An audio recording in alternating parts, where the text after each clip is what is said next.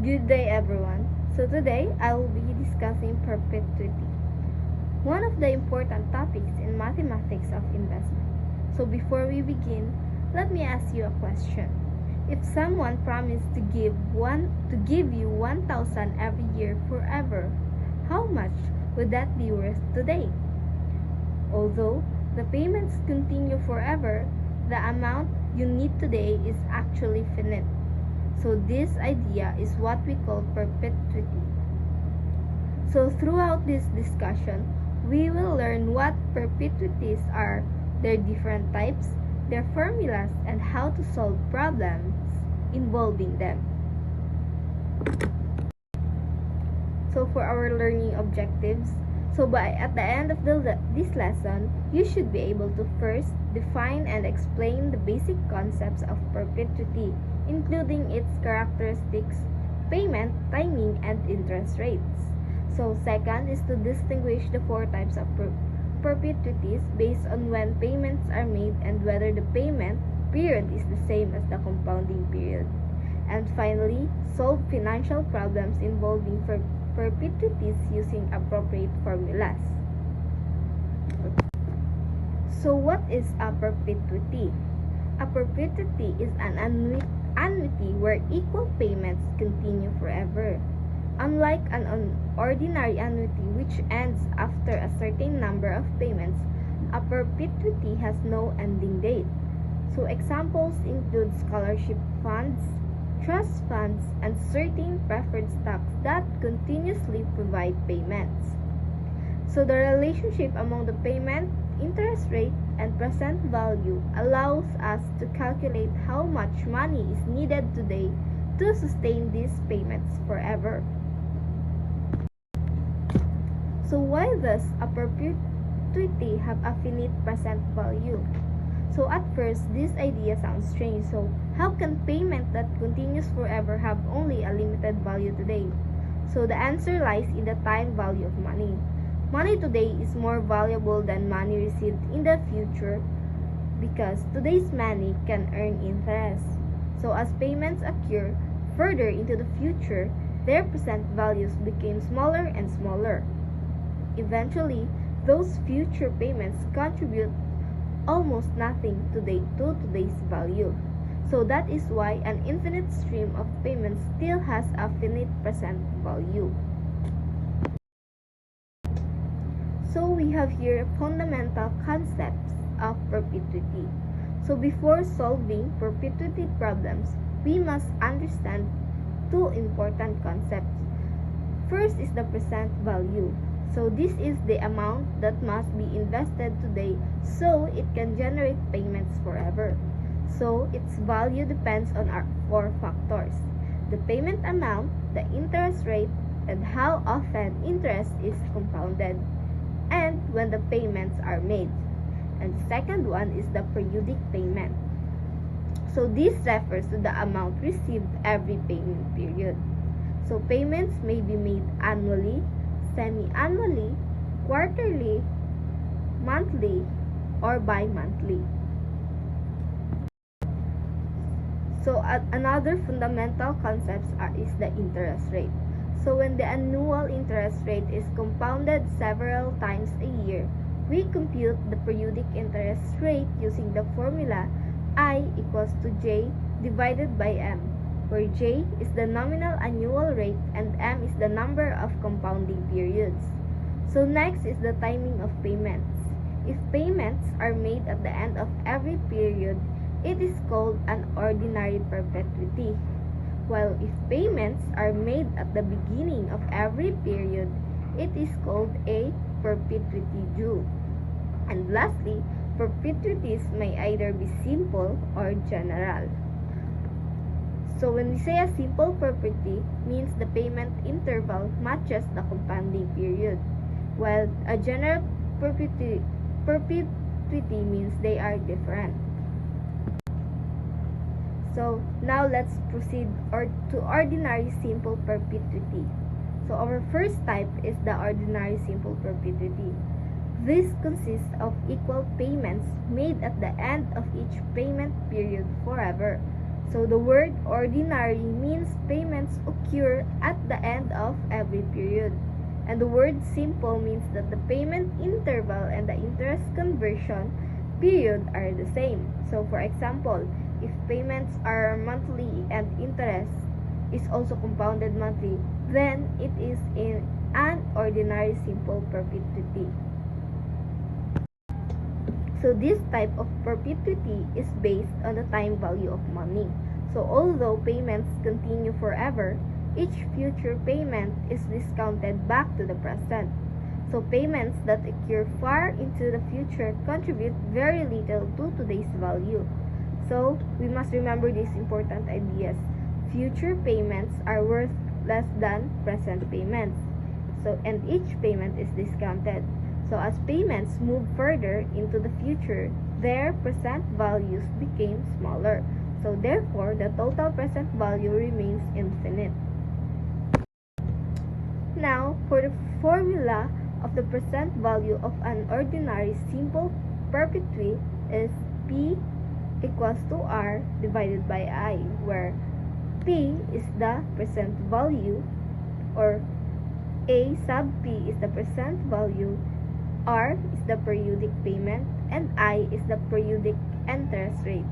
So this is the formula we will use whenever we are asked to find how much money must be invested today.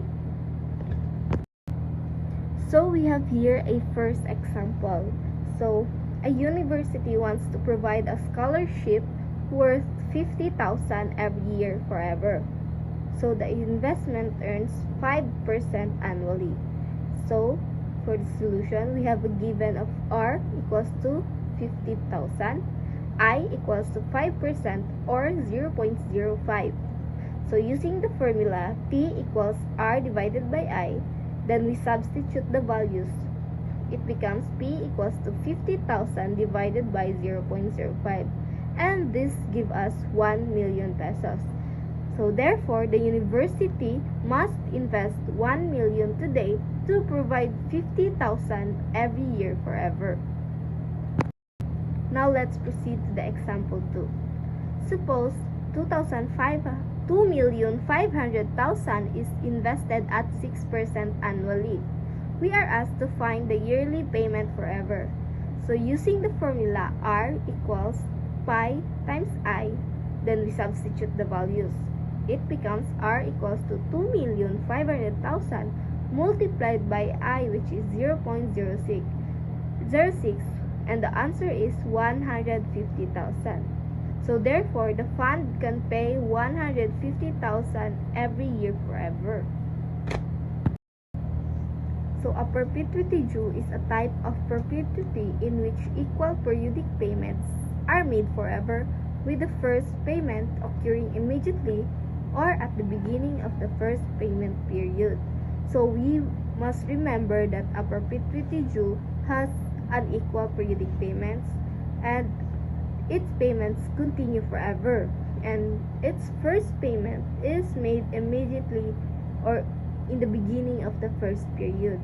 And also, the perpetuity due payment period equals to the interest period for a simple perpetuity due, and it also has a higher present value than an ordinary perpetuity. So, a perpetuity due follows the time value of money principle. Since every payment is received one period earlier than an ordinary perpetuity, each payment has a greater present value. So therefore, the present value of a perpetuity due is equal to the present value of an ordinary perpetuity multiplied by 1 plus I. So we must remember that perpetuity due is based also on the time value of money, and its payment is begin immediately. So earlier payments are worth more. So the present value in perpetuity due is greater than an ordinary perpetuity. So the formula for perpetuity due is A sub P due is equals to R over I times 1 plus I. Now we have here a first example in perpetuity due. So the problem is an investment pays 60 pesos every quarter forever with the first payment made immediately. So the nominal rate is 12% compounded quarterly. So we will find the purchase price.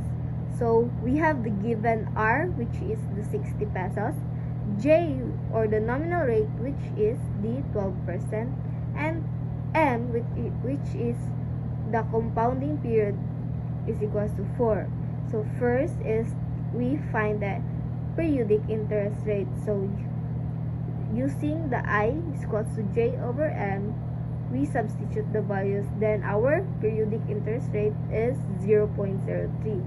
And for step 2, we will use the formula, which is the A sub P due equals to R over I 1 times 1 plus I. So after substituting the given values, we must simply simplify the solution. Then for our final answer, we have 2060. And for the example 2, we have finding the nominal annual rate. So the problem is a perpetuity due has a purchase price of 3,060 and pays 60 pesos every quarter forever. So beginning immediately, find the nominal annual rate compounded quarterly. So since we have for our given, we have the AP due is equals to 3060, R, which is 60, and N is equals to 4. So we will use the formula of perpetuity due. Then substitute the given values and then multiply both sides by I. So and then we distribute 60. Then for the step 6, we solve for I. So to find the nominal annual rate, we will use the J equals to M times I. Since our M is 4 and our I is 2%, then our final answer is 8% compounded quarterly. Now, for the third topic in perpetuity, the general perpetuity. A general perpetuity is a type of perpetuity in which equal periodic payments continue forever, but the payment interval is different from the interest conversion period. And since the payment period and the compounding period do not match, the equivalent interest rate per payment period denoted by F must first be computed before finding the percent values. So the key ideas for the general perpetuity that we must remember is that equal periodic payments and continue forever, and the payment interval is different from the interest conversion period, and the equivalent interest rate per payment period F must be computed first, and it is used when general perpetuity concept follows the time value of money, where future payments are discounted to their present value. Since the payment interval differs from the compounding interval, the nominal interest rate cannot be used directly. Instead, it is converted into the effective rate per payment period, F, which is then used in the perpetuity formulas. So for its key ideas, we must remember that it is based on the time value of money. Payment and compounding periods are different. Compute the equivalent enter F first and use F instead of I in the formula. Now we have here a 3 formula for the general perpetuity. So first is the equivalent interest rate, where F is equals to 1 plus I raised to C minus 1, where I is equals to J over M equals to interest rate per conversion period, while J is the nominal annual rate, and M is the number of conversion periods per year, and C is equals to length of the payment period over length of the conversion period.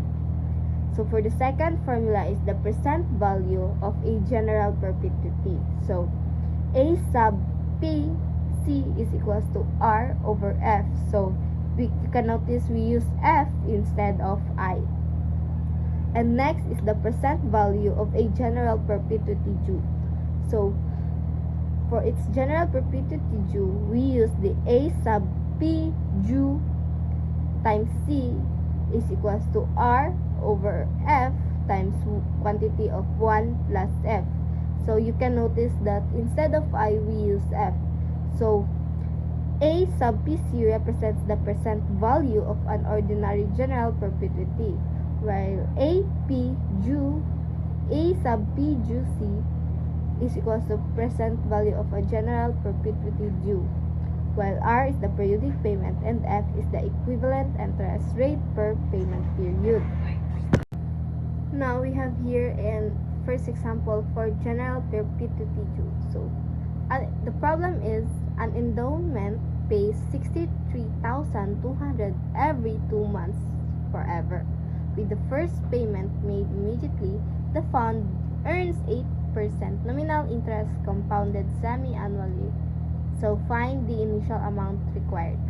So we have given of R equals to 63,200, J is equals to 8%, and M is equals to 2, and a payment of every 2 months.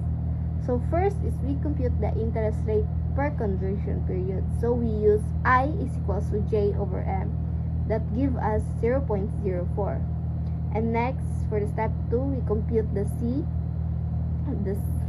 So the semi-annual conversion period is 6 months and the payment period is equals 2 months. So 2 divided by 6 is equals to 1/3. So for the step 3, we have to compute the equivalent rate. So we use the F is equals to quantity of 1 plus I raised to C minus 1. So our F is equals to 0.01316. And for the step 4, we now use the general perpetuity due formula, which is the A sub P quantity of due, and then C is equals to R over F times quantity of 1 plus F. Now our final answer is 4,865,900.17 pesos. Now let's apply what we learned today. So I have here an assessment activity. So the part 1 is the multiple choice question, and for the part 2 is the problem solving. So you may answer this task and submit it later. So that's all for the perpetuity topic. Thank you for listening.